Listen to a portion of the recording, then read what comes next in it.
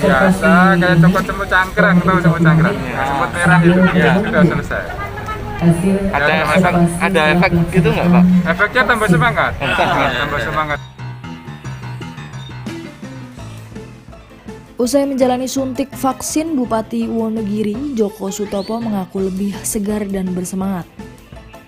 Bupati bersama 10 pejabat Forkompimda di lingkungan Pemkab Wonogiri Selasa sekitar pukul 10 siang mengawali kick-off vaksin COVID-19 jenis Sinovac.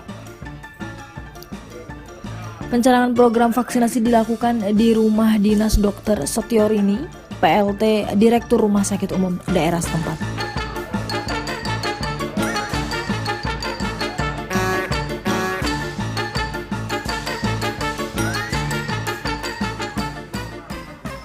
Selanjutnya, program vaksinasi tersebut akan diteruskan kepada tenaga kesehatan dan para pejabat formal di wilayah setempat. Dalam distribusi vaksin tahap pertama ini, Wonogiri sendiri mendapat jatah sedikitnya 3.730 dosis vaksin Sinovac yang akan diprioritaskan bagi para pejuang yang bertugas di garda terdepan dalam penanganan COVID-19. Pencanangan vaksinasi di Kabupaten Wonogiri pada hari ini sasaran pertama adalah para nakes di 3.740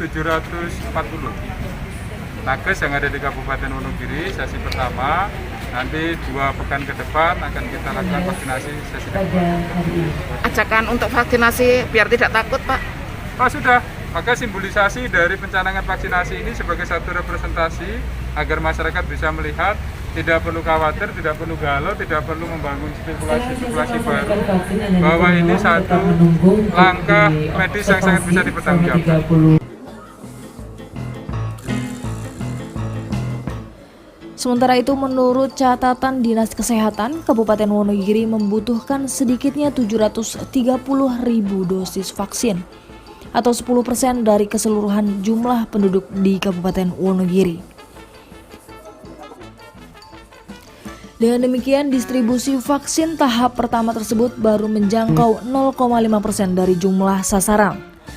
Pihak Pemkab Wonogiri berharap distribusi vaksin tahap berikutnya segera menyusul, sehingga bisa menjangkau seluruh masyarakat. Dari Wonogiri, Jawa Tengah, Dwi Suwanto memberitakan.